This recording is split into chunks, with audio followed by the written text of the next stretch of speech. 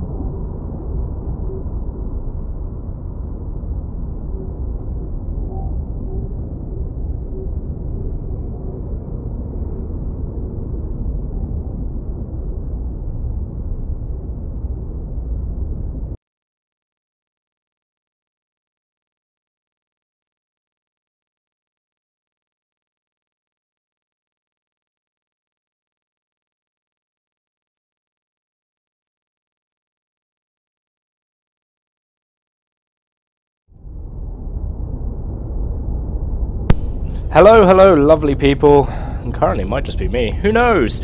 This is Davo from Archon Esports, and today I'm going to be bringing you more amateur games from Castit. For those of you who are not aware, Castit is the amateur kind of casting community on Reddit, and they get stuff done, let's put it like that. It's a good time had by all over on Castit, so make sure you tune in and have a look at them as well. Oh, my poor tongue. My poor freaking tongue.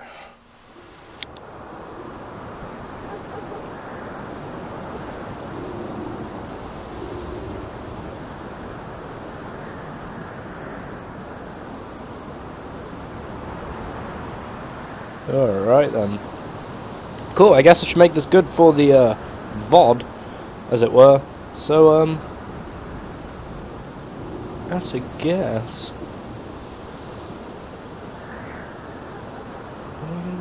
Oh, okay, cool. Alright, okay, off we go then. This is a for the freaking 4. I know you don't often see these cast at all, but actually they make for jolly good casting and jolly good watching.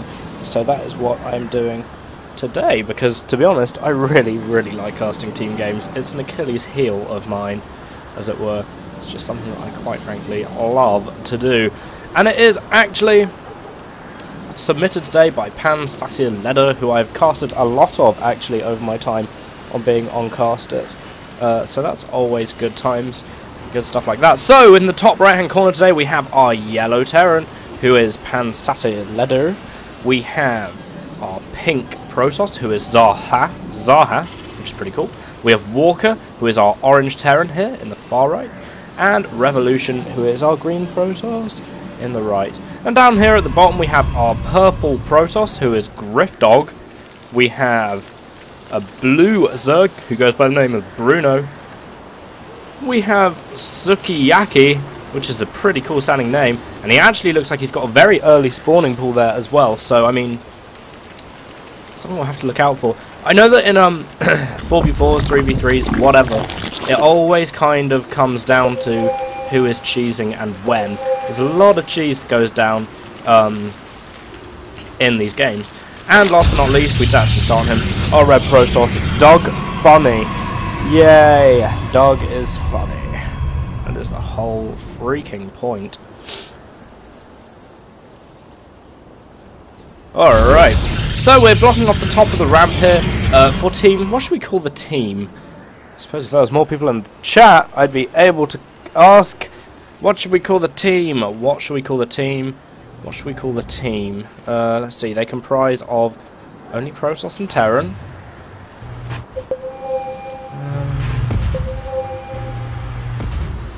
Let's just call them team right-hand side of the map.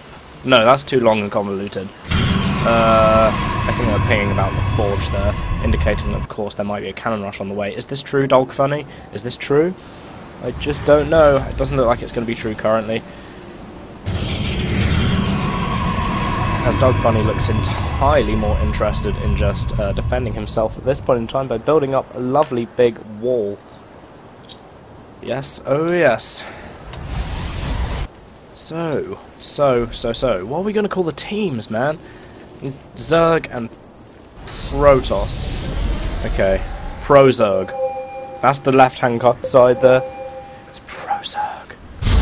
Alright, so we do actually have a cannon rush going down here. That probe was very lucky not to get stuck in here. Pinging going all over the freaking map. Like, absolutely crazy right now. And it does actually look like this is going to get cleared up, perhaps. Because, I mean, Griffdog doesn't have any high ground vision. Walker's going to want to move this away, otherwise his SCV is going to die a pretty tremendous and horrible death. He doesn't look like he particularly cares at this point in time. No damage will be done by these photon cannons as there is no high ground vision. Of course, the SCV eats it in truly cool style, but nevertheless, Griffdog allows the cannon to finish. Which, personally speaking, I would have done. You know, there we are. And it looks like that is easily cleaned up. By far, probably not the best cannon rush I've ever seen. Here is Mr. Pan himself coming and shooting down the pylon at the speed of sound. Boom, down it freaking goes. So there we are. That's pretty much the end of the cheese, one would hope. And someone has left the game. Revolution's left the game. You could say that Revolution is his name. So it is actually kind of a... now a 3v4, because Mr. Revolution has decided that he doesn't want anything to do with this team, anything to do with the game. Poor people, indeed. But it's really interesting the way that, who's orange? Walker's actually just, like, started grabbing all of Revolution's stuff and building stuff up anyway, so I mean, it's actually like Walker's playing more than Revolution ever did in the first place. Meanwhile, Zaha is double expanding off having... nothing, really. I mean, he does have a gateway, and 2 zealots, let's not forget. Those zealots are worth every penny, of course. And we do have Doug Funny cannoning in against a non-existent threat. Maybe he's cannoning because he might be getting Void Rays out. Usually in 2s or something, when you see people getting cannons, it's generally because... well, either they're going to cannon rush you, or go Dark Templar, or they're going to go Void Rays. It's just pretty much the way things work in 2v2 and 3v3 and 4v4, and this is a 4v4. Excellent. We do have the hatchery coming out here by Sukiyaki, and of course, Revolution has left. Just a quick update right there. Walker is building up a fairly nice amount of Marines, but still nothing that, you know, he should probably have more by this time. Let's do it like that. And Pan, where's Mr. Pan? Oh, Pan is going mass bio, and actually, Pan is getting a lot of Ghost Academies, and that can mean one thing: nuclear weapons, and nuclear weapons are hella fun indeed. Everybody knows that nuclear weapons are just the best thing ever and really, really fun, don't they? Yeah. It's totally true. Factory going down to actually enable the building of these nuclear bombs currently.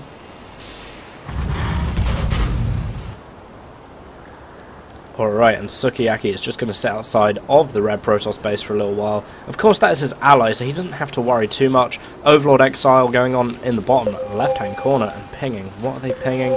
Pinging the scan, of course. That, I believe that's Mr. Pan's scan. Pan is actually the only player on Team Right who hasn't actually decided that they're going to expand like a crazy person just yet. Zaha, on the other hand, has expanded like a crazy person, and now he's going mass stalkers, so that's awesome. I don't know why he's expanded. It's kind of really bad team play, because maybe his allies would have wanted some of these minerals or some of the gas. I mean, just putting it out there. I kind of feel a bit sorry for Pan, because he has to fly all the way over here, and I mean, it's going to be a pain for him to have to defend as well. Zaha, of course, cannoning the ramp there, and ramp and the top of the wall like they would usually do in 2v2, 3v3 and 4v4s, because that It's just how people feel. Like, oh, I don't want anything bad to happen, so I'm going to build a lot of cannons. Oh dear. Double Forge going down there for Zaha, so undoubtedly we will see double upgrades as well, of course. Getting fast upgrades versus Zerg is a very, very neat idea indeed, especially if you're going Mass Stalker, like Zaha has actually said, because Stalkers do so much freaking damage versus Roaches when they have that lovely, lovely armor upgrade. So that's really, really a key upgrade to be getting. Let's put it like that. Ooh, yeah. Yes. There we are. Now we have lots of Stargates here from Doug Funny, but we don't actually have any Void Rays or anything like that coming out of them. He has fixed the fact that it was only being powered off one pylon. Maybe that one has something to do with it, but no Void Rays being produced just yet. Meanwhile, Mutalisks coming out, and of course Mutalisks are pretty brutal, especially against a player that isn't actually in the game anymore. Revolution, although he has left, his Nexus now has full energy as well. And really, either side is going to come to blows any minute soon. It's going to be pretty intense. Zaha asking who needs money as he puts down loads and loads of gateways, and the truth is, once he starts producing out of those gateways, then he's not going to have a lot of money to give around anyway. Meanwhile, Pan Satyr Leder has actually got a nuke, he's got his ghosts, he's got the Mobius reactor, he's got Cloak, he is freaking on it. Almorn, it is a 4v4. Just so you know, it's a 4v4 that I should have cast a long time ago. I told someone I was going to do it and I never did. So, there we are. I like doing team games. I find them hilarious and fun. So, we do have a hive coming right up. Well, we have a hive present and ready. I mean, the interesting thing so far about this game, actually, is that each of our teams don't really have that many units. When you look in the grand scale of things, 12 minutes in, you'd really expect these guys to have quite a lot more than they do right now. And like, they're all teching like absolutely crazy. It's almost as if someone like imposed a 10-minute rule. Really, I mean, we have Pan just going Ghosts, and Ghosts do like the most shocking amount of DPS. I wasn't convinced until a friend and I did a kind of one-way mono battle, and my god, do Ghosts absolutely wreck stuff. Oh, absolutely amazing. Of course, they've got the lovely EMP as well, and they've got nukes. Of course, they've got Snipe as well, which works against biological units. Now, this is very good against Zerg, because obviously, Zerg are by and large completely biological. See, biological, armor biological, biological psionic, and so on and so forth. But Snipe does a tremendous amount of damage. So it's really good. A lot of people used to use Snipe, actually, versus Mutalisks. They just kind of like tap R and click over and over and over again and absolutely destroy Mutalisks. It's just one really nice, easy way of doing it. I mean, Pan here with his ghosts, are we going to see any sort of engagement anytime soon? Because let's face it, for a 4v4, there was a little bit of cheese down here, it's been cleared up. There's not a lot going on for a 4v4, but here we are. Do we have Pan coming out to do the first little bit of destruction? That's what I want to know, and I'll do some GSL camera angles. Oh, goodness me. Excellent. It feels like you're actually at the GSL here on my stream. Oh, so do we have Pan? Is he going to scan and nuke? I mean, that would definitely mess up the Void Ray plans. I mean, you've got to love Doug Funny's kind of his tactics right here, you know. It's like, okay, so I'm on 2 base, this base isn't saturated, this base is half kind of saturated, and I'm gonna build 7 Stargates, because I can't produce out of 7 Stargates. Basically. We do have the Ghost coming up here and capturing the Watchtower. They would have given themselves away with that Queen shot right now, so although the players can't actually see them, oh, they will be able to see them now. Run away, Mr. Ghost! He's so dead. In fact, we have nukes going off. We have a nuke coming down on Suraki's natural expansion right here, and it looks like he is actually just going to move straight out. Meanwhile, the nuke does actually get to land, and that will kill off a drone and most of the larvae there. Of course, the drone is the drones are fairly insignificant because only 1 died, but the larvae 4 died. I mean, he didn't get a queen or anything like that, so it's no big shakes just yet. Meanwhile, we do have a big push from our pink Protoss Zara, I don't know. And he is actually getting surrounded by Lings right now, and as a Protoss player, this is exactly where you do not want to be. With Lings around you, Roaches attacking you, Mucolists on top, absolutely where you do not want to be. And this Protoss army is going to get cleared up, no doubts about it. So that's fairly unfortunate there for Zara. He just kind of got caught. I mean, oh, Bruno's put a really kind of goofy hatchery hitter in the middle. I don't particularly know what's going on there. I mean, it's quite a bit too far out to be a macro hatch. I know that my stream doesn't show up on Team Liquid, just so you know. Just so you know. It's one thing that I'm intending to sort out in the near future, I hope. I just want to kind of, because this is only actually my 3rd time streaming, so I want to like work out the kinks and stuff like that. Plus, a little bit of back information about me, I suppose. I have been casting for a year? Yeah, just about a year now, to varying degrees, but it's all on YouTube. You can go to www.youtube.com/ArchonEsports, and there you will find a treasure trove of stuff, including an interview we held with Tastosis, Zictamini, who else? Let's see, Bling. We held an interview with Bling, our coverage of various events. So go and check that out if you're at a loose end. It's pretty cool. It's pretty cool. We have Thors right here, and of course Thors are actually fairly ideal in this situation because, let's face it, the team down here, what is it, Protoss and Zerg, let's call them Pro-Zerg, they don't really have all that much stuff. We do have Walker coming out right here with a lot of Thors. This is something you would see just after the game has come out. People getting one unit that's very, very good and massing them up in Command and Conquer style and just going and bum rushing their opponents with loads and loads of that unit. But you know what? It doesn't work so great for varying degrees of reasons. And you know what? It doesn't work so great in 4v4s either, because one thing that destroys a composition that's largely built out of one tier 3 unit is a composition that has lots of smaller spread out kinds of units. Oh, all of these Void Rays are going to die, and that's actually really, really bad for Griffdog right there. I don't know if he just wasn't paying attention, but the splash damage from the Thor's anti-air attack just absolutely made cream cheese of those Void Rays, and that's quite a lot of Void Rays right there, just completely written off. Walker for a second stops his onslaught, and these two Void Rays come to the slaughter as well. Unfortunately for them, they will be dying right now. There's some Roaches joining the fight right here, but I'm not actually sure this is going to be enough Roaches. Nice upgrades on the Thors as well. Really nice upgrades on the Thors. Well, each player is 2-2. I suppose it's where they should be. Maybe the Thors aren't actually that. No, Griffdog's only got 1-1-1. And we do have Zara coming in right now with the Stalkers, and he is just going to be popping in and helping his friend with the Thors. So that's good time to have by all. Meanwhile, we do have a counter-attack coming up the left-hand side of the map by Suraki, and Bruno is kind of running around, not sure whether or not he wants to engage this. I wouldn't want to engage this if I were him either. Just going to quickly say that.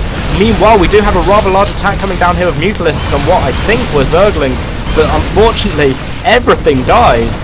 Oh dear, was Suraki just not watching? This is really turning out to be a rather large disaster for the guys in the bottom left-hand corner at the moment. And let's face it, in the top right-hand corner, they're actually a player down, seeing as Revolution did leave pretty early on in the game. Hey, Dinge, very nice to see you on the stream. And here we go. Let's face it, the Zerg army is massively, massively outmatched here. I really don't think that Bruno wanted to engage this at all, thus the pacing he was doing. Zerg army doing quite a lot more damage than I thought it would have done, primarily because the Thors were kind of lingering at the back for a little while, instead of going and getting stuck in. A couple of Stalkers getting clipped right there. This Infestor was just very unlucky today. Bruno is also going to be losing this hatchery as well, and taking his drones on an epic journey. We will see where the drones go. I will keep an eye on them. Oh no! No way! More Void Raid casualties, and that pretty much renders the entire of the bottom left-hand side of the map. Everybody who's on the team there pretty much obsolete. We do have a Ghost. Let's get him. Ghost equipped with 3 nuclear weapons from Mr. Pan's Satyr Leather, and I mean, he's going to go and kick some ass and chew some bubblegum, but mainly he's going to let Thors kick more ass. I think that's what I'm trying to say.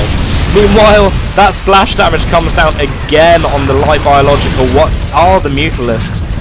Fungal Growth coming down on the Thors, but I mean, Fungal Growth, really, you have to do a lot of that to kill off Thors. Zerglings coming in, which are one of the best things that you can actually use against Thors, because it takes Thors a little bit longer to kill off so many Zerglings, and that Thor will eventually fall.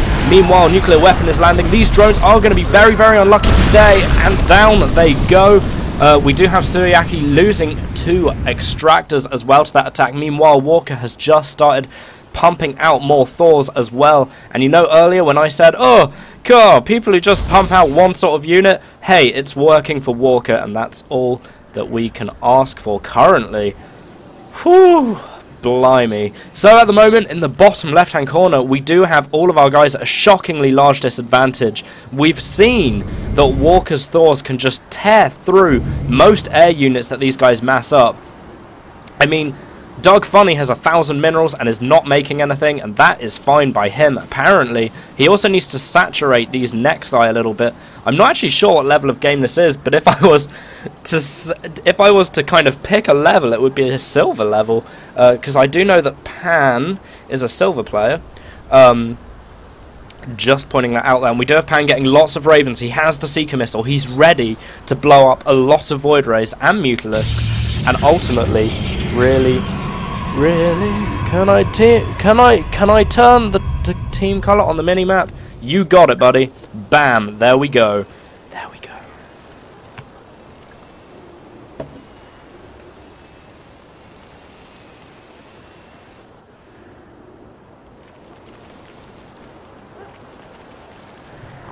Alright. So, after that moment of contemplation, we do have Walker coming down the map right now with more Thors. We have Pan coming down the map with Ravens as well, and these are going to come and do some damage, we can safely say that. We don't have Neural Parasite down for Bruno's Infestors. If we did, he could probably Neural Parasite most of these and just start killing them off using their own ammunition. And God, those Zerglings are dying. Even the Infestors want to go. Oh, but they are just jumping into the battle right now, and it just doesn't actually look like that was any sort of success at all. Meanwhile, the Ravens are hovering, dropping down sentry guns, and it just looks so bad. Oh, are we going to see Seeker Missiles? Please see Seeker Missiles, please! Oh, Pan! One Seeker Missile goes off, but it's not quite enough. Can he get another one off? That is the ultimate question at the moment. Maybe? No Seeker Missile there from Pan. Meanwhile, we do have Walker coming and just tearing through Griffdog's base. I mean, it just looks like Walker has been pretty good with just killing off a lot of his opponent's stuff with these Thors. And, well, Stalker's coming down the map right now as well. Blink, of course, enabled. 2-2. He's actually spent the points into shields rather than armor, which is a slightly unusual choice, in my opinion. But hey-ho, each to their own. That's absolutely fine. And we do have Griffdog being taken out of this game, kicking and screaming. To be honest, it is GG. Let's face it right now. There's a group of probes here. They don't know what to do. It's too late to set up a union to do something. Nice blink away there from the Zerglings that posed very little threat in the first place. And are the probes going to get away? I doubt the probes are actually going to get away at all.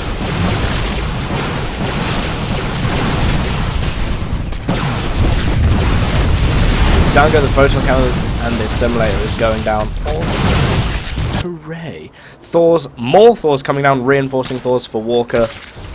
And this just looks like it, really.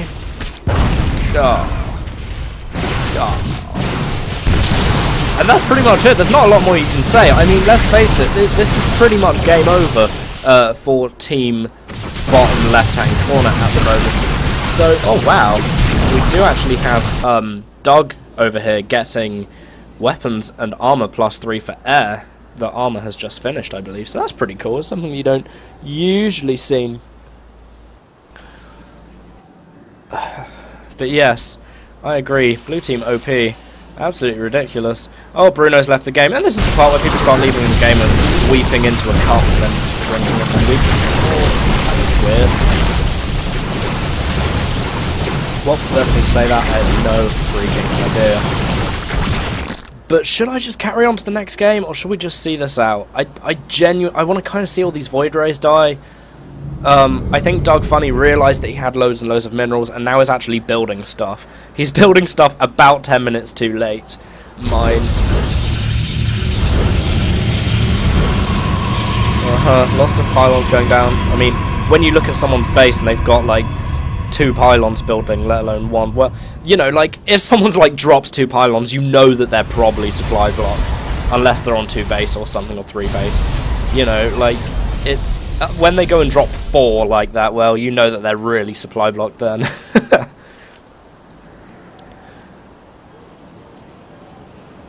And more Void Rays popping out of these Stargates right now. We have a counter-attack by Griffdog. Zara, ever the Tycoon, asking who needs minerals. But really, at this point in time, it just seems like quite a kind of futile effort by Zara to kind of fund his allies, because, well, quite frankly, they've won the game. Apart from this little bit of combat happening here, it's more or less all over. Doug Funny is actually going to be attacking with Void Rays as well right now. And look at this, absolute carnage there unfolding. I think, you know, the Marines are really good against Mutalisks. Of course they are. Absolutely, of course they are. And Griffdog has no forces. Poor guy. Lots of Void Rays here though. Where are the Thors? That's what I want to know, because this Void Ray army is actually going to steam people right now. Pretty badly. I mean, Doug has really got his stuff together, as it were. Are we going to see Seekers? No! There are the Seekers, putting the numbers down to, well, virtually nothing now. 8, I think. Oh, Doug Funny has left the game. Oh dear. Seeker missiles away. And who's left to leave? I don't know. Someone's left to leave. That's it. Sulkiyaki. Well, the average league of the game, if I was going to presume, it would be silver. Because I know that Pan Satileda, this guy, he was bronze when I first started. Wow, he's got 12,000 minerals. Holy shit. He was bronze when I first started casting him, and I kind of just cast him as a ritual at the moment, because, like, you know, he usually has, like, really, really fun games and stuff like that. So, you know, I like to do favours. You know, I like to do what people ask. So, there we are. Thus to entertain more. So, let's move swiftly on to our second game of the evening. I'm not actually sure if tonight's going to be as much of a marathon as last Tuesday, because last Tuesday I was streaming for just shy of 2 hours. I don't think that's actually going to happen this particular day. But that is probably what's going down. Okay, alright, so we're going into replay number 2. Someone's just joined the stream, so hello people who've just joined the stream. Hello. We are moving on to a random game that was on Castit now.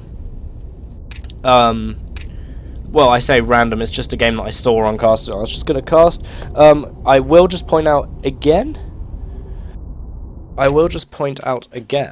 that this is amateur casting. Hooray! Yay! Because amateur casting is just as worthwhile as pro casting. Thank you very much for... Shall I cast out of sequence? Denge.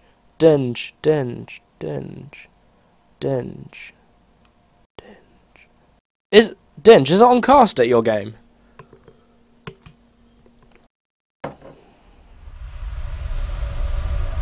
That's what I want to know.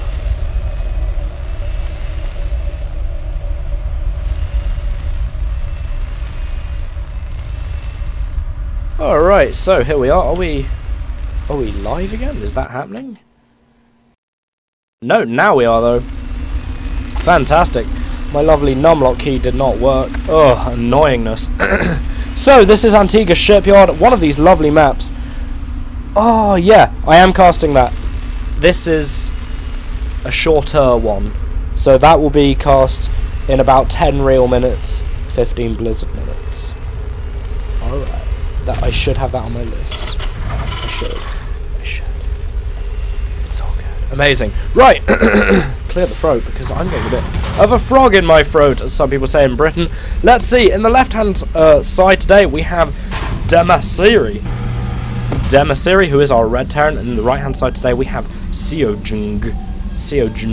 Awesome. Seojung being a blue Protoss, and Demasiri being a red Terran. In the middle of the map, one of the major selling points for me about Antigua Shipyard is this point in the middle of the map. Receive luck, experience, and enjoyment. Excellent. That's pretty freaking cool right there. Is this little bit in the middle of the map right here? Because especially when the players are cross position, it can turn the game into kind of like a king of the hill situation, and I really like that, especially in TVT, because TVTs are massively fun to watch and cast for that matter. And we actually have an early expansion coming down right now from Demasiri as well, which is actually pretty dang common against Protoss at the moment. Also, is this 2-gate? Yeah, so we've got 2 gates right here from Sijing. I'm just going to call him Sijing.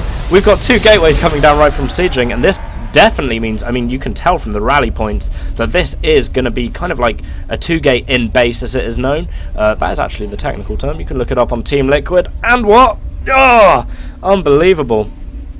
So obviously we will see Zealots coming out straight away. We do have Sijing saving up his chrono boost for the Zealots as well.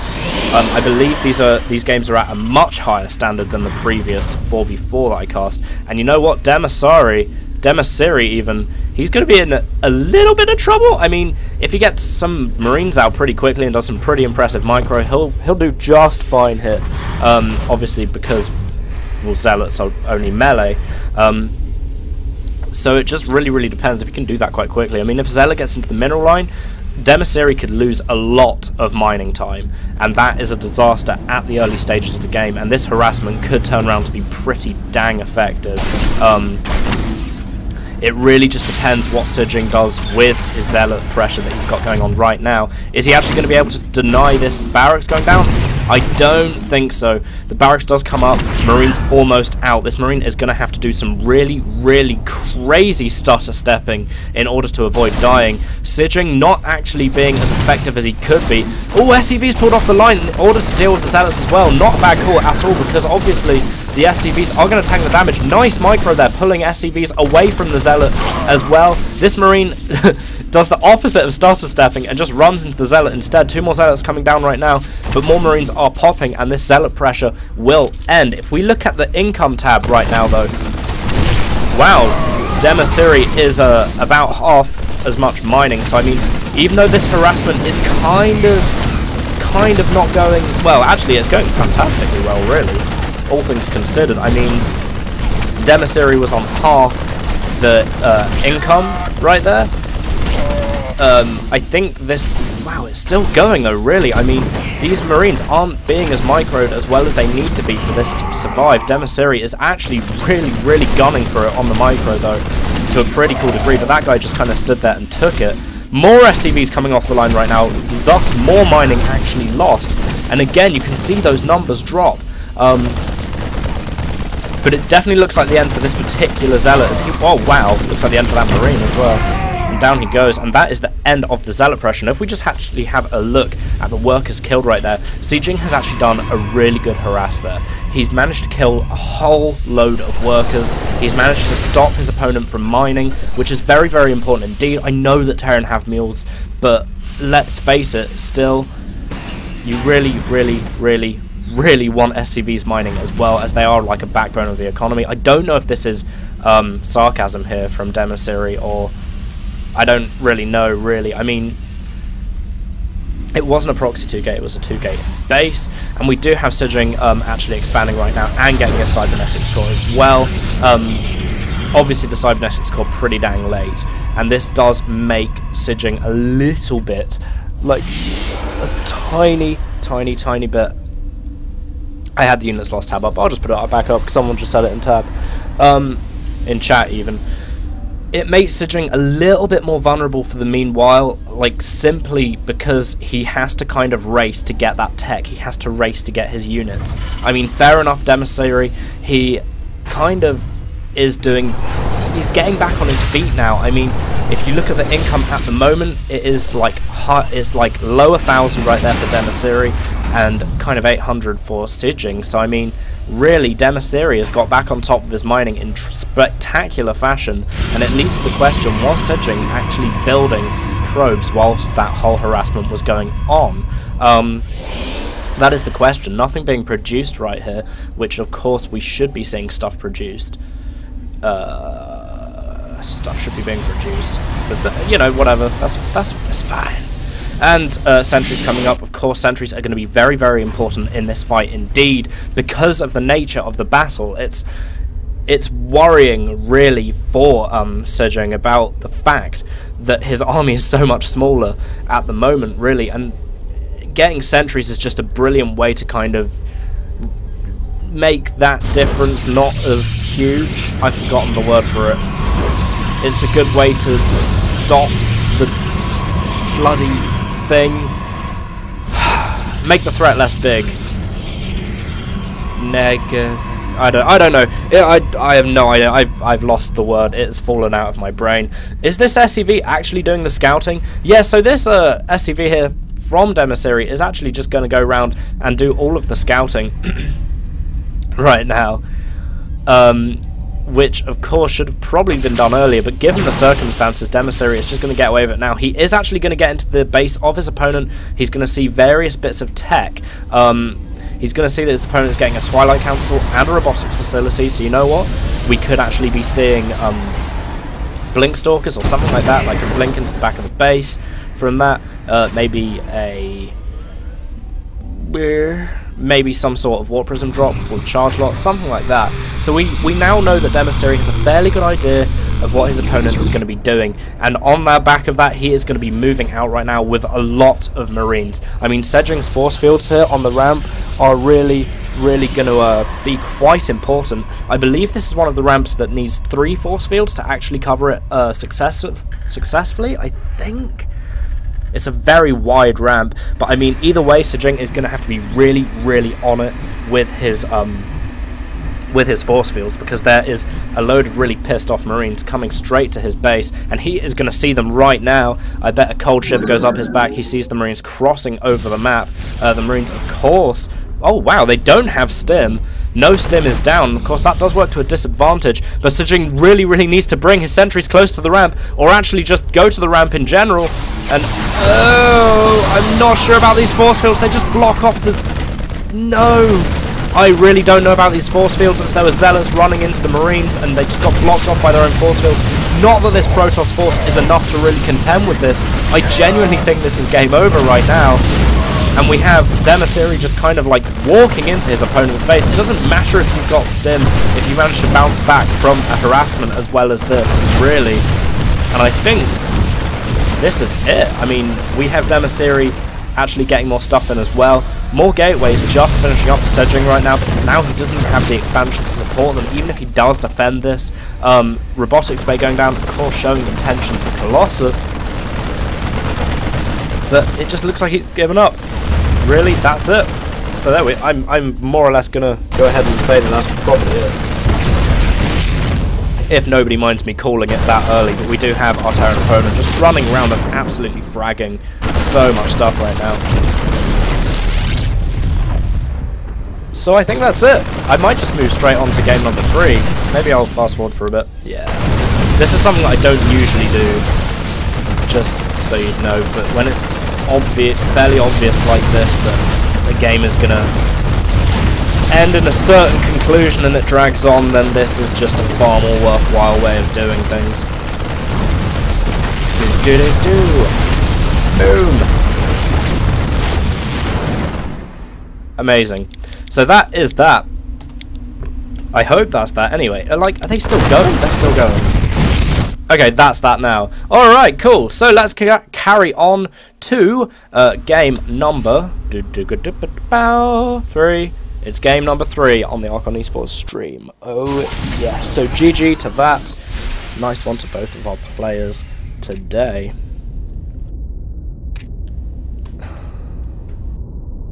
I'm gonna have to get your Dinger's game.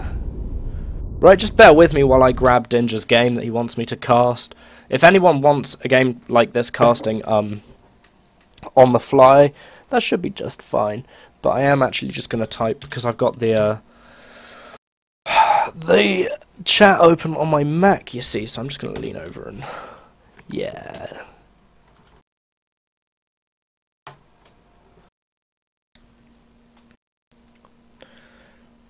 Really now. /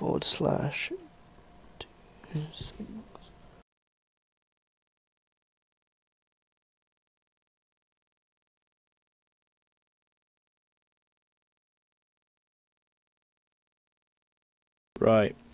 Unfortunately, it's telling me that I am not authorized to access the replay, which is a new one. I've never ever had this before.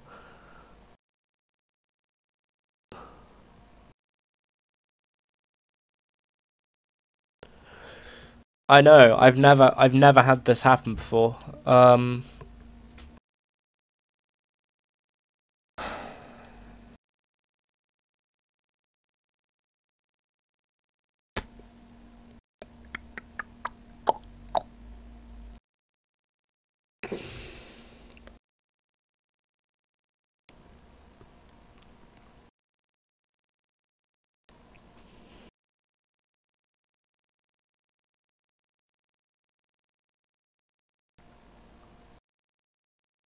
No, I can't get it from drop. I can't get it from drop.starcraft or drop.sc. No, I can't get it from, like, I can't actually get onto the page. Like, if I type in,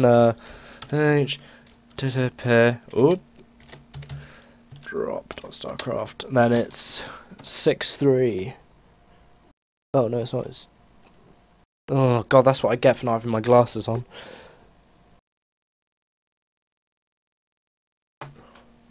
Yeah, it says I'm not authorized to access the replay. That's what it says.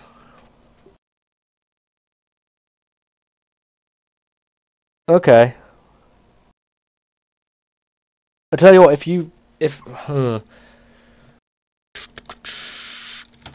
if I go onto the chat on this era computer channel,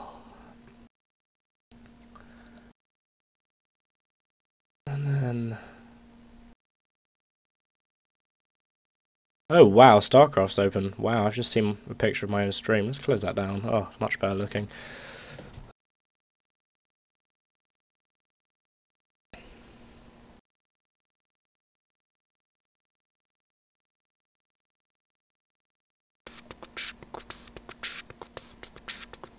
Ooh, I need to get some music for this channel. Yeah. I don't know, I was thinking about getting a webcam, but then I think people might think that's a bit pretentious. Maybe not. Maybe I should. Who knows? We'll have to see.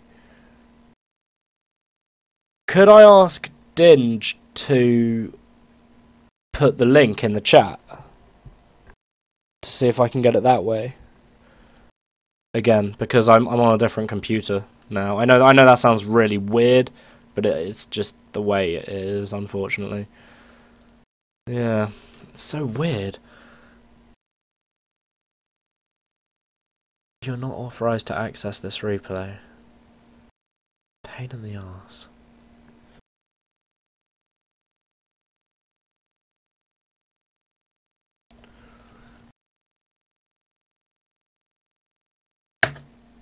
Hey, it works. It works indeed. There we are. We're all freaking good. It's just Dinge. Amazing. Cool. Da da da da. Put it into the replay file. Uh-oh. Not the replay file. Replays. Alright. We are all ready to rock and then subsequently roll. Dinge, are you a Masters player? Or are you a Diamond player, or...?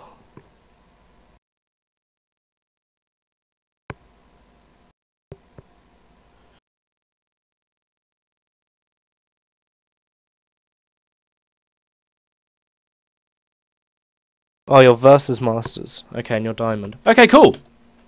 I best try and be really good then. Alright, let's rock and then subsequently roll.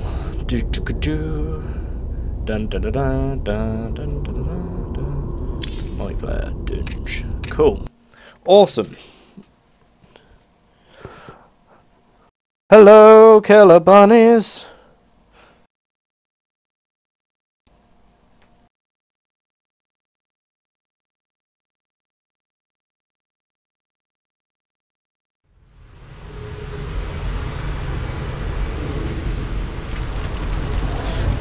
Alright, so let's go. I would usually say good afternoon, ladies and gentlemen. This is Davo from Arcod Esports. In the top right hand corner today we have Mr. Chaos, who is our red Zerg, and in the bottom left hand corner we have a blue Terran who goes by the name of Dinge. Dinge is in the chat right now. He is the man.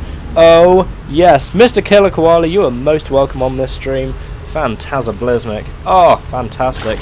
The map today is Daybreak. It is a T versus the Z, and that is a pretty cool matchup indeed, because you get to see Marines frying away underneath banelings and roaches and all of that good stuff. So yeah, I know that everybody is familiar with Daybreak, but you know what, just for some solidarity or whatever, I am just going to quickly go. I love the watchtowers here and here in this map, and let's face it, the destructible rocks really diversifies the games in the late game, because it gives a much shorter route between the two players, and this is basically, we see the epic battles, but we all know that, of course. We do have Dinge here blocking off the top of his ramp, as you would do. May I just please point out that Dinge is a diamond player, and that Chaos is a Masters player, so this is a step up for Mr. Dinge indeed. This is something that he's going to want to win. So there we are. That's all I have to say about that. And of course you do want to win anyway, generally speaking. Oh, what's this? A really nice thing here. We have we have a barracks going down for Dinge right near his opponent's base, a proxy racks, some might even dare to call it. And it's quite nice as well because he does have a barracks building on the top of the ramp as well, and this might signal to Chaos that nothing crazy is going on, maybe allow him to go ahead and get that hatchery before pool. Uh-oh, this isn't good for Chaos. So, Chaos going hatchery before pool. He doesn't know that this Rax is on the way at all. So, that's pretty interesting indeed. Really. Of course, we do have the spawning pool on the way now. It does have a rather extravagantly long build time, of course. Obviously, SCV ready and waiting here as well to build this thing. One thing that I have seen done recently, and I have seen Apollo mention as that it to be a good idea, is when you are halfway through building your first barracks, you drop your supply depot, then leave it halfway through building and go scouting with that SCV. And the whole idea behind that is that if they're gonna rush you with lings or whatever, you have enough time. Well, they can't get through because there's already half a supply depot there. But ultimately, I suppose it's kind of worthless if that supply depot has low amounts of health. Are we going to see a bunker go down? I think we are. So a bunker going down right here, and this is going to be a pretty painful sight for Chaos to see right now. Slow links as well can actually be microed against by Marines. But it does maybe look like this bunker's going to come up. Maybe. The bunker rush, of course, is the kind of cheese, in my eyes, that actually requires an iota of skill. That's just what I personally think. So, props, really. I mean, yes, it's cheese or whatever, but it requires some skill. Ooh, an overlord going down right there. I know that Chaos will not be happy about that, because obviously now he is supply blocked. And that's one thing that Zerg do not want to happen. Something else they don't want to be happening is being attacked in the first 6 minutes of the game, really, because they need this time to build up drones. They need this time to get, you know, a nice balance of queens. They need, you know, they need to start creep spreading and stuff like that. They need to get lots of overlords around the place, and they just hate being attacked this early so badly, because unlike Terran and Protoss, you don't have a choice whether or not you build workers or warriors. You simply have to build one and not the other, or half of the amount of one and half of the amount of the other, and therefore it really does mess Zerg up a bit if you attack them quite a lot earlier. I know that quite a lot of Zerg players kind of lose their cool if this happens to them as well, and some people just freaking hate it. Idra freaking hates it, for instance.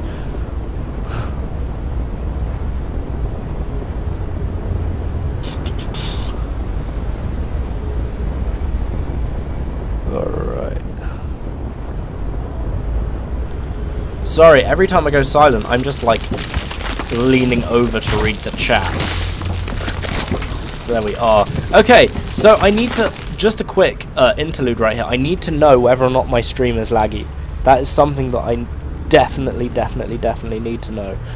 Because this stream is only 3 days old, or 3 kind of attempts old currently, and I just, you know, as I say, I can't repeat it. I'm going to repeat it again. I need to know these things because, you know, I like to deliver the best possible thing for people.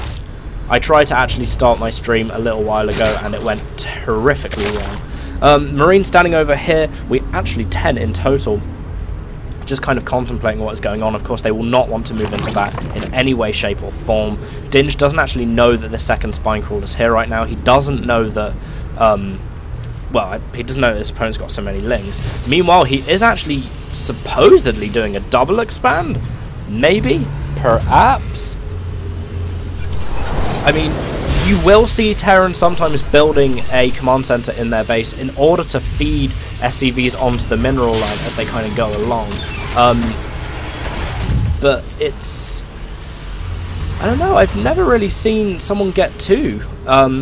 Maybe Dinger's in the chat, so he can throw the book at me if I'm being a complete numpty. But I'm just saying, usually, like, you know, it's fair enough. They'll get 1 and then kind of feed SCVs from there. But hey-ho, that's fine. I mean, obviously, more orbital commands is more fun because that way you get more mules and more scans. And, of course, mules and scans are very, very important indeed. And I just don't think the Marines are going to want to take this hit. It's just a bad idea. We have evolution chambers coming down. They are going to block off these little bits here. It's quite nice base planning, really, from Chaos. Not too bad at all. Stim on the way for a Dinged. And the question that I'm asking myself right now is, are we going to see a bio mainly play from Dinge, or are we going to go ahead and see him transition into something more factory orientated? We do have a factory on the way. Standard comeback after 2 racks. Thanks, Dinge. See? That is why I'm an amateur caster. There we are. Fantastic. And we have a starport on the way as well. Cool. So, I'm interested. The double engineering bay kind of screams to me that we might be seeing some sort of bio play, but it really has to be seen just yet.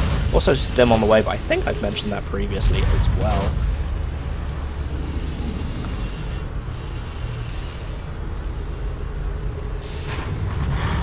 And these Marines around in the middle are just kind of doing their own sort of thing. We do have Burrow on the way, and a big Ling move out right now. They are going to see this Marine and ultimately kill him. Unfortunately, he's never going to see his wife and or kids ever again. Wife and or kids. He might just have one and not the other. Who knows? And this attack here from Chaos could stand to kill all of these Marines. Nice around there by Chaos. Not bad at all. I mean, I think there's just maybe 1 too many Marines here. It's a little bit too scary looking for Chaos. Is he going to go in on it? I'm not sure. We do have Burrow on the way, as mentioned previously as well. And Zerg upgrades +1. Oh, really nice block there. Hellion as well, roasting away some Marines. And Zerglings even. This will actually hurt Chaos a bit. I mean, 3 workers killed either way, so it's no big deal. I think Dinge doing the most of his worker killing during that first harassment. We do have Chaos lined up for another expansion as well. Infestors on the way. Neural Parasite 2, so he means it. Sorry, Pathogen Glands. Oh my god! My casting is now falling apart. Oh, ha ha ha ha, yay. Yay. 2 macro hatches on the way for Mr. Chaos right now, which is something that he might very well want / need, especially if he goes to a kind of Ling Infestor play. Oh, we do have Neural Parasite now, and I'm really, really interested to see what Chaos is actually going to Neural Parasite, because it's not something that you will see too often. Wouldn't it be great if you could Neural Parasite an Orbital Command? That would be freaking cool. A Zergling has burrowed here, and that is going to be a massive pain in Dinge's arse for a little while, until he can just get some Marines over the scan and just clear out that Zergling. It's really, really very annoying indeed. Nice Hellion micro there by Dinge, making sure not to lose any Hellions unnecessary, even though one Zergling might not do the damage, but it's still good to have those extra hit points on the Hellions at this level. 2 weapons, 2 armor on the way for our Zerg player as well. That basically means he means business with his Lings currently. I'm leaning towards the idea that we are actually going to see Ling Infestors coming out. It's a fairly effective kind of mode for Terra and Ling Infestor, not bad at all. And it does look like Dinge is going to go for a drop right now. I will keep an eye on it. Oh no! I used to be able to do double screen when I casted on YouTube, but now I can't. So... oh, yeah. I'm just going to actually have to keep a look on it. But we are going to see Chaos probably seeing this Medvac go over. Yes, he did, because he owned the Zalnaga tower. So he does know that that one is on the way, as long as he's got eagle eyes on the tower. And these Lings here are just kind of flukily in the position where they can see the Medvac go over as well. So really, really nice there by Chaos. He has actually managed to see everything that's coming. Whether or not he'll act on it anytime soon is completely up to him. If Dinge gets in here and snipes off this fight, it could be pretty big. Zerglings are pretty much aware of exactly what's going on right now, and they are actually filtering straight back in, but some of them are just going to the main instead. Spineful there will probably take care of most of those Lings. The Queens do want to get away, because Chaos will not want to lose those valuable injects that they hold. In the main, the harassment is actually going very, very well indeed. Fungal growth going down on those Marines, which is more or less a death sentence, because there are so many Infestors there in the first place.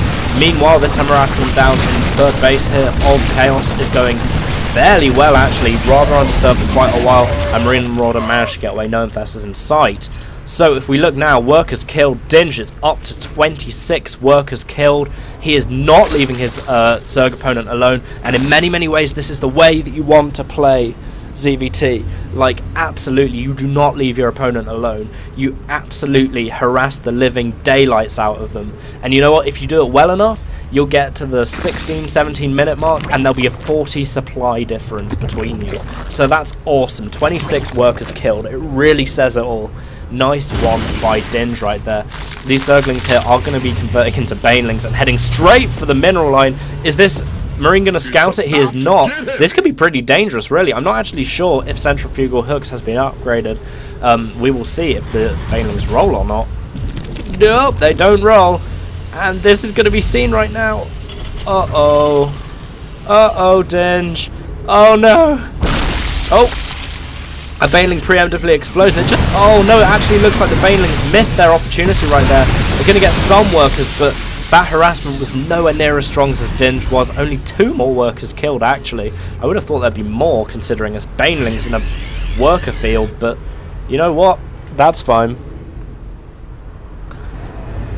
That is absolutely fine. Well, it's not fine for Chaos anyway, because actually every second that goes by right now, that gap is widening. He hasn't managed to balance it out in any way. He hasn't managed to kind of fix his economic situation. One thing that he does have on his side in a really, really big way at the moment, economics aside, is he has really good upgrades. We have the Adrenal Gland upgrade, which of course increases Zergling attack speed by 20%, which is always worth it. We have attack weapons +3, we have armor +3, we have a greater spire on the way, which of course means Broodlords.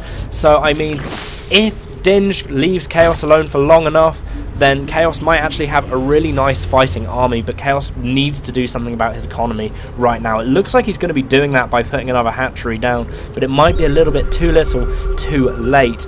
With that scan, we do know that Dinge has seen all of these Infestors here kind of just chilling, and these Infestors are going to want to run, because Infestors aren't the cheapest of things, and you know what? Each one counts because of the energy that they kind of contain. And look at the supply difference right here. It's so good for Dinge. His army almost splitting off there. The great AI inside Marines and Marauders' heads, nearly telling them to go in separate directions. Of course, nice split in there by Dinge as well. Of course, making it so Banelings or whatever don't hit as hard, and that's very, very important, especially at high level. Really nice splitting from Dinge. Actually, really good stuff indeed. but it does actually maybe look like this is going to get cleared up. No, maybe. Oh, lots of Infested Terrans are going to come down right now, and it is actually going to get cleared up. Indeed. But I mean, now Chaos needs to try and capitalize on this right now. He needs to put down a hatchery or something. He just needs to quite frequently do something. Yeah.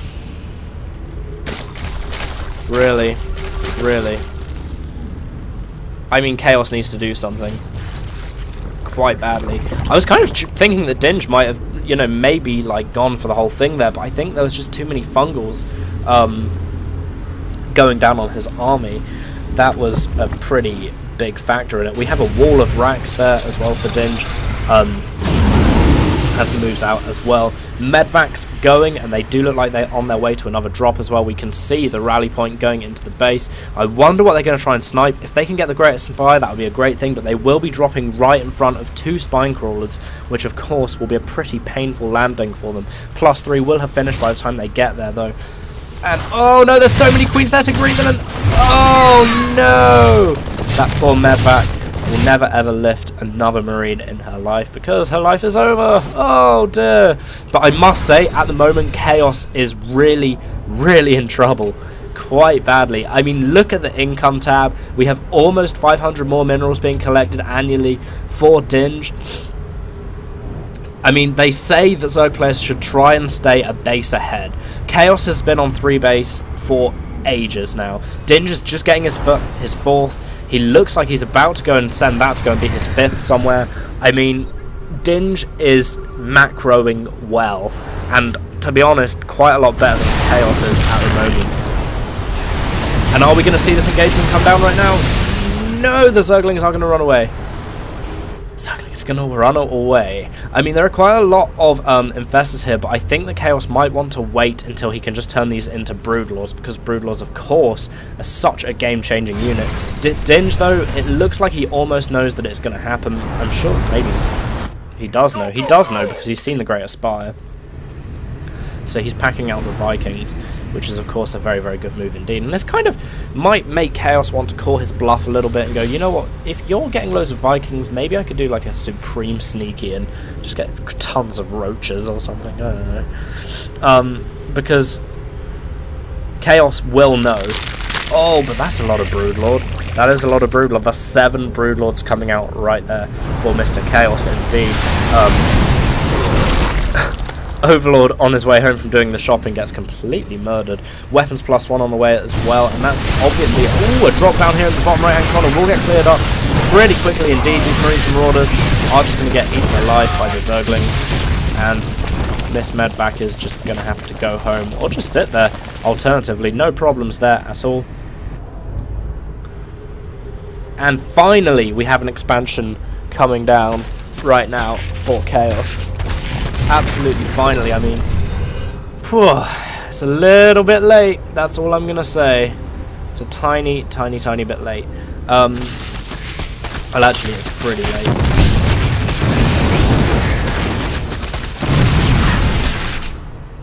Oh, was that Dinge throwing away workers? Yeah, maybe. That makes sense if it was, yeah. So I think maybe Chaos thinks that he just got a big score there by catching a load of SCVs in the middle. But in fact, Dinge's economy is so good at the moment that he can actually afford to get rid of some SCVs and make way. Oh no, the Corruptors are going to catch the Medvacs. Uh-oh. Oh. That's all you can really say about that. Here we go, we are going to have a big engagement right here. Broodlords, of course, being very, very slow, are just going to be trailing up the back. Really nice split there by Dinge, indeed. And is this going to be the last big, great engagement of the game? I don't know. I just don't know. It's going to happen at any moment soon. Fungrove's going down on the Vikings, and here we go. This is the big engagement. Really nice split there by Dinge. Fungrove's going down from Chaos. Of course, those will really, really, really damage the Marines and Marauders. And the Vikings are going to get cleared up as well. Ultimately, if the Marines can get underneath these Broodlords, it might not be such a big problem here for Dinge. But I just don't know if there's enough Marines here to deal with this many Broodlords. well, quite frankly, an efficient manner. It looks like the end there of that engagement for Dinge, but I mean, he still did a lot of damage. He's still on top. He still doesn't let his opponent expand. And of course, that's something that's just so horrible for Zerg. So,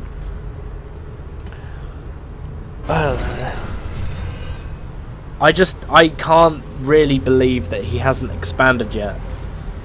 I can't believe it. It doesn't make sense, really. I don't know. It doesn't make sense. And like at that attack there, some of the Broodlords were still in his base, not covered by any core units. It's just a bit scary. As said in chat, there you are. But yes, I completely agree. There are quite a lot of mistakes. And here we go. We have another big engagement right here. And is this going to be the big engagement to end them all? It looks like it might be. Those Zerglings there were just kind of messing around for a little while. Like, this back and forth motion, it's either you commit to attack or you do not. And at the moment, it just kind of is a really, really strange engagement indeed. Really nice split off here by Dinge. Look how well these units are split out. Look at that. It's so good. Very, very nice indeed. And that attack will be cleared up by now, Dinge. And he is way ahead with almost double the supply of his opponent. He is going to be rocking out right now. And he's just going to be pushing away. I mean, one of the big problems for Chaos here is he's basically run out of minerals. His natural expansion is about to run out of minerals. In fact, only a few minerals left on each of those fields right there. And this surely looks like the end for Chaos. I mean, I just can't... There was quite a lot of mistakes. As said in chat, I totally agree.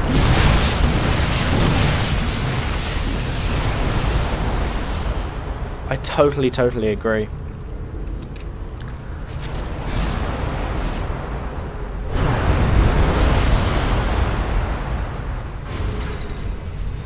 The question is, where is the final nail in the coffin going to come from?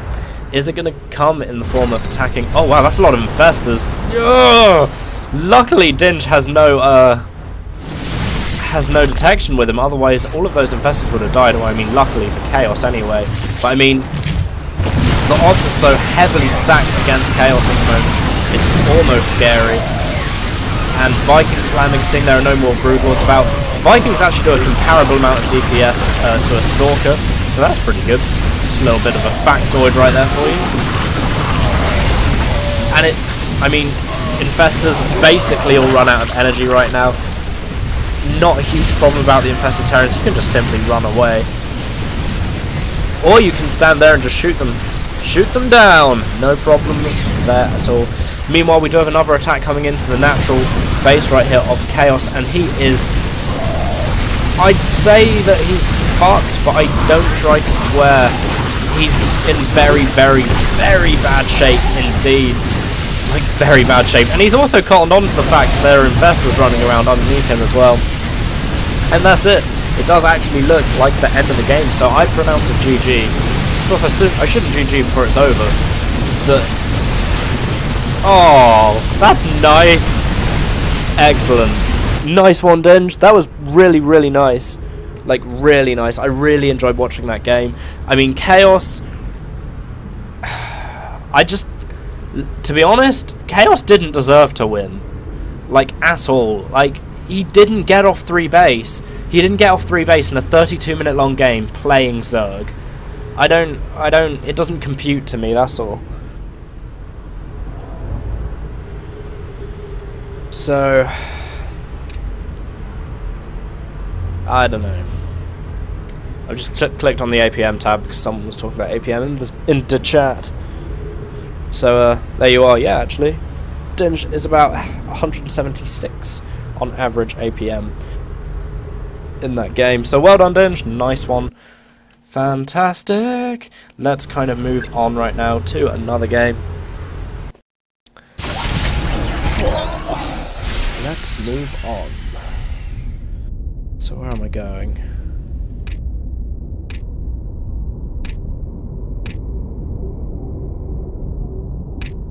Okay.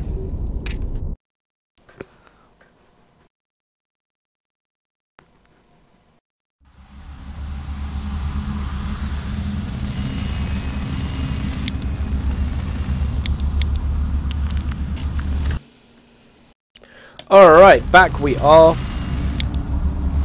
Back we are for another game. Oh my goodness. The penultimate game of this evening's streamathon, as it were. And this is basically a streamathon. So yeah. In the top left-hand corner today we have our red Terran who goes by the name of Crack Mansion, which is actually the kind of building that Scarface owns. In the bottom right-hand corner today we have Mr. Viper XK, who is in the chat. So hello Viper. Nice to see you, nice. One thing is, actually, there were 2 games that I got off Viper. One of them purportedly had a hacker in it, but I don't think it's this one. So, we'll have to see. We'll just have to see. Yeah. Viper, is this the game with the hack in it?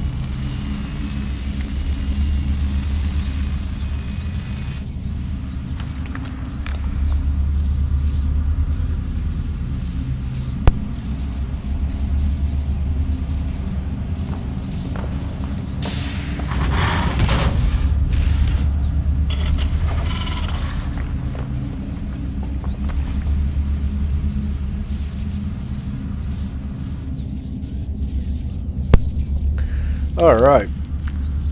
We need to go get a drink. I might leave the cast running, go quickly next door and get a drink. Oh my god, that sounds good. And then I'll be back. Just so we know, Viper is doing a lovely fast expand, which is again fairly common in TVT currently. I actually saw a really cool kind of graph on Team Liquid about TVT, and it was like, you kind of both get a ball and tanks, and then one of you will go Banshees, and then it's a race to who can get more Banshees, and then one of you will get Battle Cruise, and then basically it all starts all over again. That's the idea. Who freaking knows? 2 seconds, everyone. 2 seconds.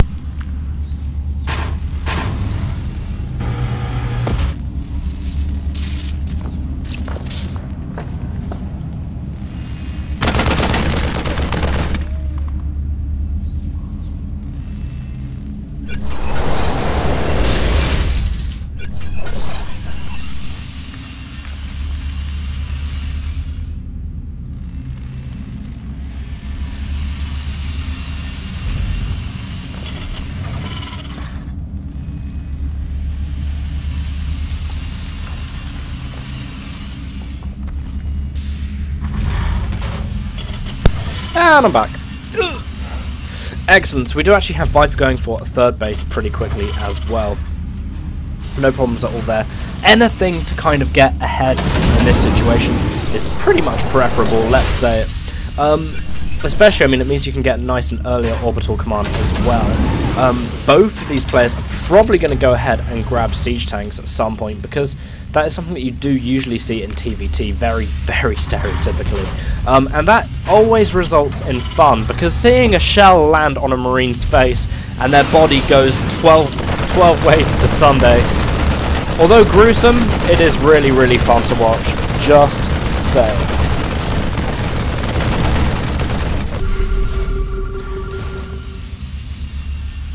Scan going down there on a cracked space as well. So Viper definitely knows what is going on at the moment. Oh, and there we are, the siege tank coming out with the siege tech as well. Lovely. And it wouldn't surprise me too much if we would see a factory coming down at some point pretty soon for Viper. But then again, he is going for his third orbital, so he will just want to kind of be easier on how much kind of solid macroing he does. By solid macroing I mean Marines, whatever, flying units. Because he is actually just expanding, as it were. Crack Mansion actually slightly far behind, slightly, on the SCV count, just recovering from a supply block as well. And of course, more tanks on the way. The question that I want to know is, will Crack Mansion get a starport and then start pressuring the high ground or something like that? Very common Terran tactic indeed. Not really sure I need to start explaining it, but you know what, I will. It's kind of where you put tanks on the low ground and you spot the high ground with the Viking, and chaos ensues for your enemy Terran. Yay! And you know, Terran versus Terran is a game that's a little bit like chess, I've always thought. And yeah, it's a bit like chess. If you make one wrong move, then the whole game can end for you pretty dang quickly. In TVT, you do need to be quite careful. But of course, one thing that does matter quite a lot in TVT, and in fact in any mirror matchup in general, is whether or not you have better upgrades than your opponent. The armies are about to clash right now, and it's more or less teams even, apart from Crack has 2 tanks. Oh no, but he just runs into Viper's Marines there, which is of course a massive mistake. Are those tanks going to siege up? Maybe they should soon, I don't know. Where's the stim gone? Stim was on the way for somebody. It is still on the way for somebody. Fantastic. And Viper's stim is just finishing up right now as well. Very, very important because, well, quite frankly, Crack Mansion does not have stim. And that's quite important, really. Because in a mirror matchup, you want your upgrades to be better than your opponents at all times. It's kind of like if you have a baseball bat and you're in a fight with someone with a baseball bat, you want to make sure to put a nail in your baseball bat so it's slightly better than, you know, their bat, as it were. I mean, that's a pretty aggressive way of putting it, but yeah, you want to make sure that you've got one extra string on your bow, as some might say. Classically speaking, anyway. And here we go, this is a large-ish engagement.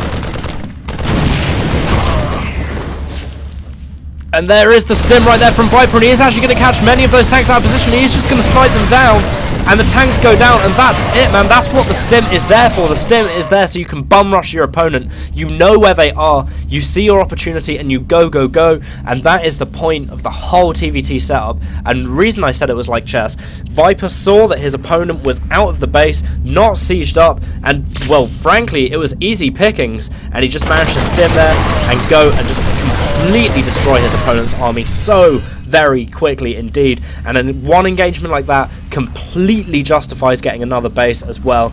Can I just quickly say as well that Viper, after the completion of this base, will be on double the amount of bases to that of Crack Mansion. So, quite frankly, he is really, really going to be out-macroing his opponent very heavily indeed.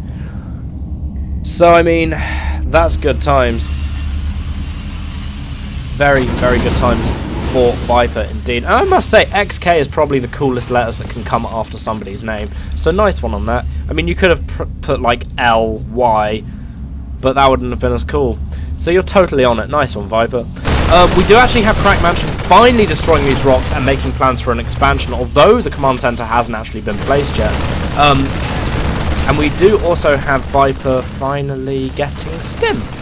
His stim is going to be finishing up relatively quickly, but the question is, will it finish up in the time for Viper, well, in time for Viper to be able to get there? That made no sense. But there you are.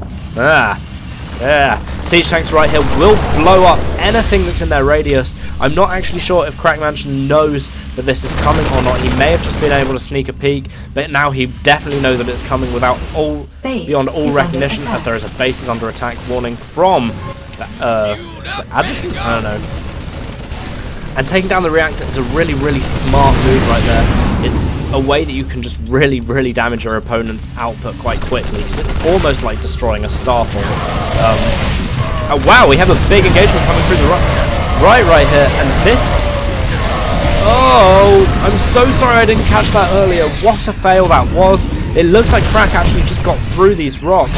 and then Viper just came through the other side and kind of killed all of the Marines off. If it wasn't for that bunker and these siege tanks, some major damage would have done here, but the attack does not stop here. The attack is now coming in, and oh no, there are missile turrets there though, and that's really, really bad for Viper indeed. Only a few Marines are going to survive, but it's just enough to be able to take down the missile turrets, which of course may serve some use in the future, taking those down, no problem at all. A planetary fortress morphing in there, more Marines down here. I believe the survivors of the last drop are actually just going to be destroying the starport in total. We got a cancel there. I don't know if that was an auto cancel or not. But this is more or less going to get cleaned up right now. Goodness me. Poor times. Poor times for Crack Mansion indeed.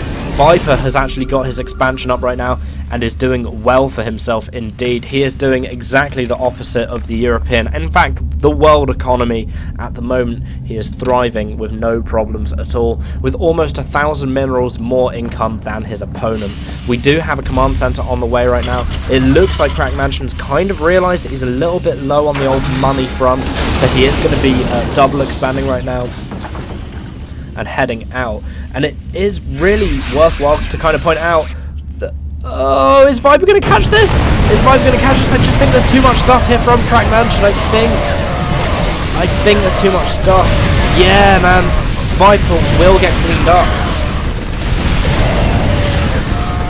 Viper will get cleaned up here, but I mean, more forces coming in right here. Marines are actually just going to be running into the siege tank fire. Very bravely, I might add. But that's no problem at all. Viper is actually pretty much doubling up his entire production structures right now, carrying on with his very much bio-orientated play. Can I just say that there's really no siege tank on Viper's side. Usually in TVT you might see both sides getting quite a few siege tanks, and then you end up with kind of a dead man's land situation, or a no man's land situation in the middle. So gotta say, now we actually have clean double of mineral income for Viper, so he is definitely winning on the whole macro front right now. And if we look at army value tab, we actually have a lot more army value for Viper as well, and that corresponds directly with the supply. But here we go, we are going to see a big siege up here by Crack Mansion, and Viper is very right to run away. There are a lot of siege tanks there. He does not want to be caught there. A siege tank finally on the field for Viper is going to be covering the flank a little bit. I mean, siege tanks do so much damage. You don't actually need this many. They will just obliterate anything. These guys. And here we go. Are we going to see some sort of doom drop to avoid a Terran standoff? Maybe not. Doesn't look like Viper is actually just dropping it all back down. Maybe a misclick from Mr. Viper there. I don't know. He is in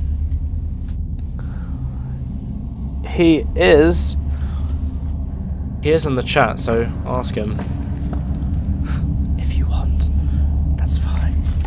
Awesome. So we do actually have Crack Mansion finally been able to get his third base up and a fourth base as well. So he's finally back on terms where he might actually be able to deal with this. This might actually be reflected in the income tab. Nearly as Viper's macro or mineral income is still quite large. And this is what I meant earlier with the no man's land. I mean, neither team really wants to go here because they know that they'll lose quite a lot of stuff. Are we going to see a charge? Oh, we are going to see a charge from Viper right now. And this is a really big engagement right here. Another siege tank. Siege tanks are going to come up at the end, but there's just too many siege tanks there from Crack Mansion. The question now is, how is he going to deal with these siege tanks? Oh wow, Viper actually just on sieges, so Crack Mansion is actually just going to go and try and drop Marines on top. Most of the Marines die because of the easy way that the siege tanks can just pick them off as they fall out of the medvac, and actually Crack Mansion just lost quite a lot of stuff. And oh my goodness me, Viper is expanding. Or at least you could say he's expanding. He's kind of decided that he doesn't want to play Starcraft anymore. He wants to play SimCity, baby. He wants to build rail networks and pipes and stuff like that. Awesome.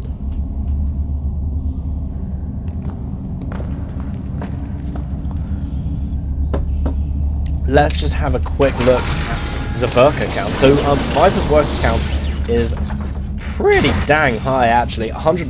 Viper could maybe stand for throwing some workers away. Actually, unfortunately, this army is by and large going to get thrown away as well. There are a lot of Marines charging into siege tanks that they can't afford to charge into right here. But, I mean, Viper definitely has the medvacs on his side. He might actually come out of this on top, and he has. Very nice indeed. So he has managed to break the kind of, the siege, as it were, between him and Crack Mansion. Nicely done indeed. He has a lot of medvacs. That's the flash amount of medvacs right there. And he is just going to come in and start causing all sorts of trouble. He will want to be careful about the Planetary Fortress though, as that will kill you very, very quickly indeed, as these Marines are finding out, unfortunately for them. But this attack, by and large, might actually get held off. I think Crack Mansion has high-sec auto-tracking, but I'm not entirely sure. One siege up coming right now for Viper, and Crack Mansion will not want to come near this at all at any point right now. And if you look at the bottom side of the map right now, it's absolute carnage of just construction. There's so much stuff here for Viper. Absolutely amazing play right here. Really, really good indeed. I think all of these Marines are unfortunately going to roast away and die. So they will have to pull back because of the massive cannons on the top of the Planetary Fortress there. Kind of just combust everyone. And this is the thing, Terran can go on for quite a while because neither side really wants to make a decisive push because they might lose everything. That's one pretty interesting bit about TVT. And these SCVs are doing a mighty, mighty fine job of keeping that Planetary Fortress alive. And oh no, Crack Mansion's army is coming up from the back and he's going to get all of those siege tanks right now. The siege tanks are going to fall. Viper not even attacking the opponent's army with the siege tanks, and I just think, yeah, that will be enough to clear it up, unfortunately for Viper. But nevertheless, he does still have quite a lot of army still on the map. He won't want to go near those siege tanks at any point now, though. We do actually have Viper's upgrades a lot better than Crack Mansion's, and as I mentioned earlier, that's quite a big deal. I think this Marine's kind of scouting around right now looking for expansions. Of course, pretty good play there by Viper, making sure that he knows exactly where his opponent is at all times. He has so many bases, really, really nice bases here from Viper. Reiki, some idle SCVs there, big battle in the middle, and it does actually look like Viper is going to be able to maybe... Oh no, the tanks siege! The tanks siege are trying to get away. They won't be able to get away because Marines are quite a lot faster. And I mean, Viper is just slowly grinding his opponent down into nothing. 200 out of 200 supply for Viper. It does actually look like he's lost some SCVs on the way right there. So he's finally being able to build up a nice and big army again. By and large, really, I mean, Viper just relying on the strength of Marines to really pull through right here. This Planetary Fortress is almost definitely going to die as there aren't enough SCVs here to actually, or at least I didn't think there's enough SCVs. No, there's not enough SCVs there. And, oh, Crack Mansion leaves the game with no GG. Oh, Crack Mansion, he's probably going to go and snuff some crack or something. God, blimey. So, thank you very much for watching that, guys. I hope you enjoyed it.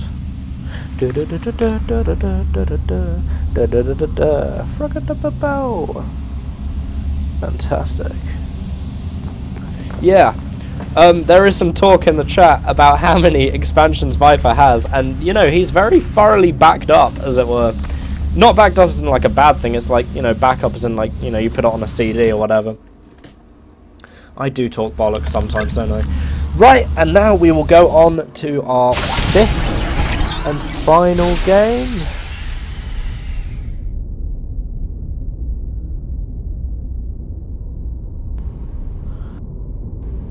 Fifth and final game. Oh, whoa, whoa. And this is actually a game containing another one. Well, it's another game from Mr. Viper XK, posted on the subreddit Castit. If you don't know what subreddit Castit is, or just Castit in general is, you should really, really super go on there and have a look, especially if you want to try casting yourself, because that's where everyone that's really cool gets started. Oh, yeah. Oh, yeah. So, in the top left-hand corner today, we have Feduxa. And in the bottom right-hand corner, we have Mr. Viper XK again sporting the fashionable blue. Very nice indeed. The map, of course, is Shakura's Plateau, absolutely, of course, and I really like Shakura's Plateau. Viper actually opening with Good Luck Have Fun. Oh, they both do. That's nice. One of my maps that I like is Shakura's Plateau. There we go. Let's get those nameplates up. So nice, so fresh. Now, when I got this game, first of all, this particular match, I suppose, not the game as in Starcraft, when I got this match for the first time, it was made aware that there was some hacking taking place, perhaps. And as mentioned in chat just there, as mentioned in chat just there is quite a lot of weird plays. I mean, I always make a note not to watch the games before I cast them. That's just a general rule of mine, so I don't actually know what the hell is actually going to happen. But I'm going to take Viper's word for it. One thing that is always apparent if somebody's a map hacker is the way that their camera moves. So, like, for instance, this guy hasn't actually left this spot yet. Ready. We're on his camera and he hasn't left this spot yet. And that's weird-ish. I mean, he hasn't got his barracks hotkeyed yet either. I mean, I know it hasn't finished building, but just for now, we're gonna ready. Have a little looky. I mean, okay. But the way that he's moving his camera is very bizarre, I will give you that. And it's like sometimes when you see these map hackers, like they might have their camera here in the replay, and then they'll like zip in and zip out. That's like that. Like it'll be like, oh boom, oh boom. That's the way that map hackers do their thing that I know of. We have Feduxa blocking off, and so is Mr. Viper XK as well. Also getting a tech lab as well. Hooray! Good for him. No sort of early expands happening currently, but it's something we might see in the future. Viper getting a Reaper. I was about to say Viper getting a Viper, but no, Viper is getting a Reaper. Oh yes, Shakura's Plateau, a marvellous map to get Reapers on actually. Because you can just jump down these parts here at the side of your base and whee, go along and jump up these bits here, and it really can take your opponent by surprise. It's especially good if you both kind of spawn in the southern hemisphere of the map, as it were, because then essentially you have an unscouted corridor, as it were, for Reapers to go. And speaking of Reapers, holy Reapers, Viper has sent his one off. Feduxa has got a Marine and a Marauder thus far.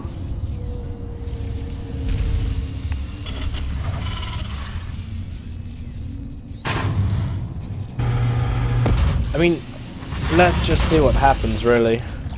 Okay, the Reaper goes into the base of Feduxa, and wow, that was quite a quick reaction time. I don't know.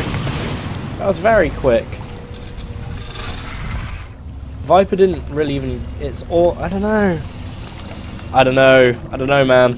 I don't know. I'm trying to stack up evidence whether or not this guy's actually a map hacker or not. Like, that was a pretty damn quick response. And, you know, maybe Feduxa saw it coming. I don't know. This is like a bit like a witch hunt. It's crazy.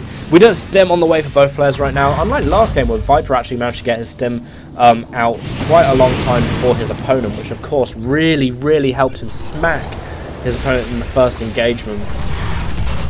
Quite a lot. We have a third Reaper joining right now as well, and are these guys going to go down and do some sort of harassment? It does look like they probably are going to, but the weird thing is actually that Feduxa is kind of moving his Marines in order to like correspond a little bit where Viper is going, because yeah, like he sees, yeah man, I see it, like it's Feduxa is not moving his Marines about his base in a way that you'd expect someone to usually do it. It's much too like he knew exactly what was happening before it happened. Yeah, map hacks. Little bit.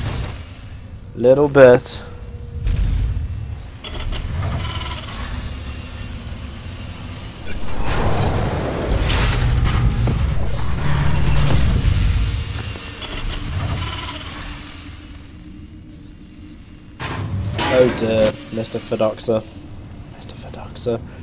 That's not good at all.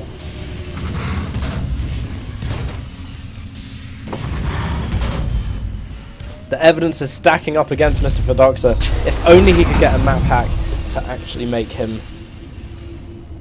Oh, reporting. Nice one, Viper. Because, let's be honest, we're all probably StarCraft players here. Like, we're all gonna be happier if people like this aren't playing the game. Because it's a beautiful game. Let's put it like that. It's the kind of computer world's equivalent to football. Really. We do have Fidoxa moving out the map right now. Of course he knew that there's an SCV there, probably. I mean, it wouldn't surprise me at all. It definitely looks a bit dangerous. Let's put it like this. We do have medvacs coming across the map right now in order to top up the army from Marines and Marauders right there. Ooh. And a Marauder is just taking a little ride. Now the question is, Viper knows this is on the way. He's seen it with the Zelnaga Watchtower. The question really remains, does he actually know exactly where this army is going to hit? He probably doesn't currently. But then again, that could be down to the fact that if Fidoxa is map hacking, he'll know where his opponent roughly has field of vision.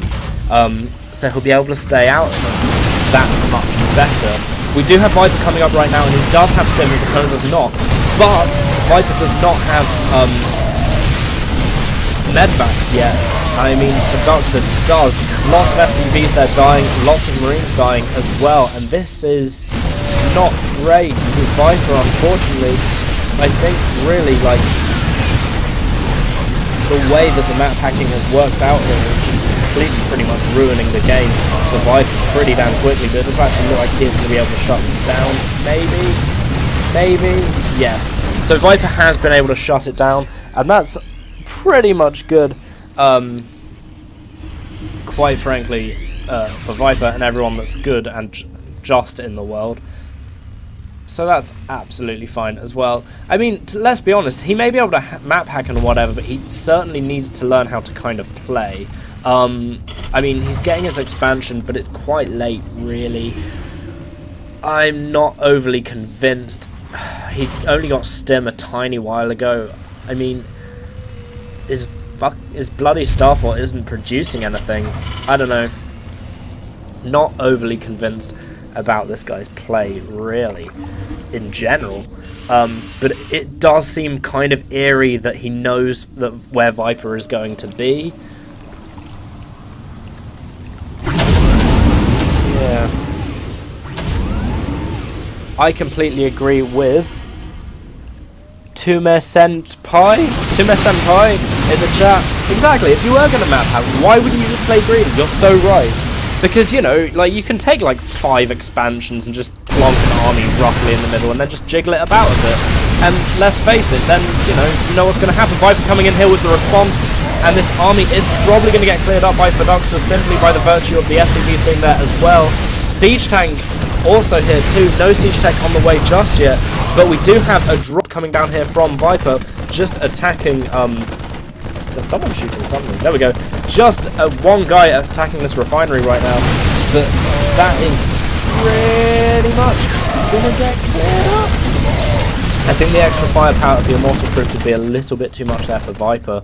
It's kind of a weird game thus far, actually. No kind of major massing of armies going on. It's kind of all hovering around the 50 supply, and just doing little jabs at each other. But I really hope that Viper wins, because let's face it, the evidence is stacking up on the map hacking. In fact, what we'll do is we'll go back and look back at the point where he sees his opponent's Reapers arriving. We'll see if he like looks into the darkness or something. That should be pretty cool. We'll do that.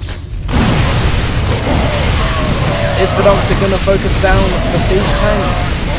No, but it doesn't look like it particularly matters at this point. More Marines joining, actually, so maybe Viper might be able to pull this particular battle.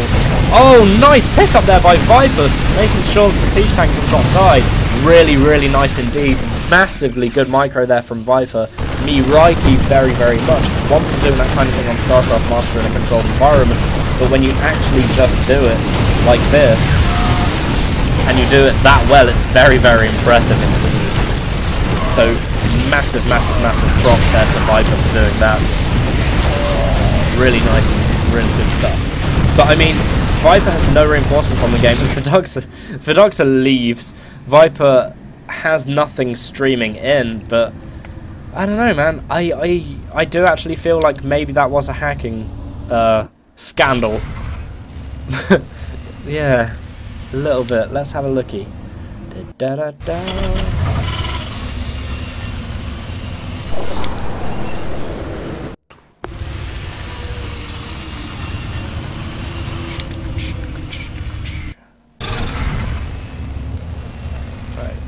Okay. So, are we going to get Mr. Fidoxa looking off into the darkness? SCV ready. Oh, hello. What was that? Oh no, this is getting a bit techno. Da da da, a bit techno. That's right, I did just say that. Play. SCV ready. What's down there? We'll just have to see, really. I'm really interested to see if he like looks into the darkness or something at some point. SCV ready. The problem is he's looking down there quite a lot. Who wants some? SCV ready. Not, this better be good. Like looking. I don't know. It's not the way that he's like moving his units and stuff. Just doesn't seem particularly natural to me. Like it doesn't seem kind of correct. Like. You know, he's like moving down here a lot. He's like looking down there for some reason. And then he's like moving up here and like looking down. Up, down, up, down. I don't know, it's the whole thing just seems really, really strange to me. I don't know, I always try and how do I do that? Pause it. He looks in the dark. Put everyone's vision on. Alright, okay. Okay.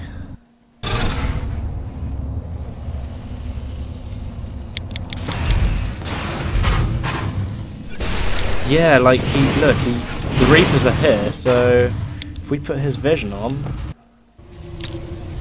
let's have a blast. Slow it down so we don't miss it. SCV ready.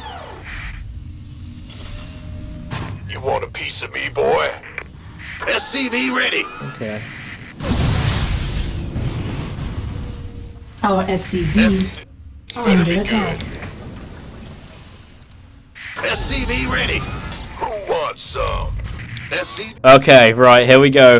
Oh, the grand reveal. There is a Reaper on the screen.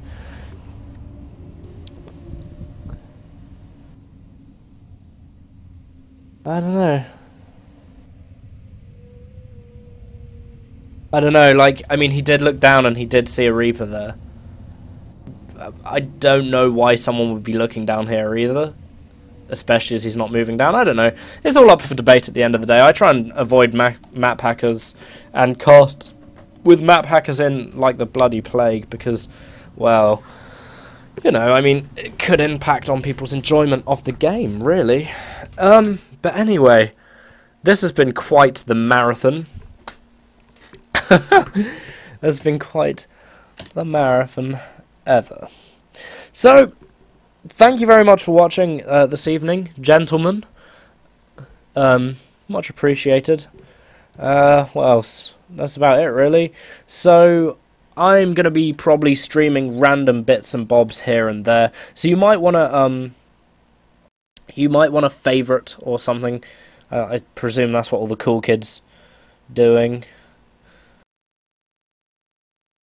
Hey, no problem. I'm trying to be around every Tuesday. That's basically what the plan is. I'm going to be doing games from Castit every Tuesday.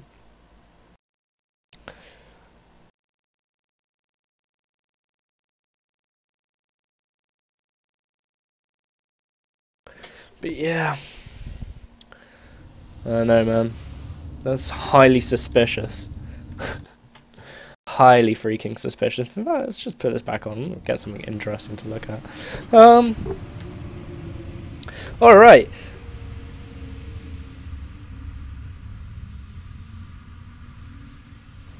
So, gentlemen, I will be leaving now because I'm kind of knackered and a bit hungry. Hooray! But thank you once again for watching. You're all complete lads, as we might say.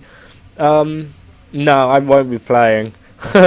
No, no, no. I need to get, I'm actually thinking about getting some coaching or something, I don't know, from some of the guys from Team Fluid, because they're pretty solid, and I know of them. Well, I've worked with them before, if any of you have seen my YouTube channel. So anyway, guys, as I've said like 3 times now, thanks a lot for watching. I'll almost definitely be around next Tuesday. I'm actually at high gold level. That's what I'm at. I know it's very, very low for a caster. I was at platinum, but the thing is I went to university, and essentially I didn't really, yeah. Yeah, I just don't get to play enough because Archon Esports is actually my university project. So I have to spend a set amount of time doing this or whatever, and you know, I'd love to get coached or something, because it would be awesome to actually be able to walk the walk as well as talk the talk.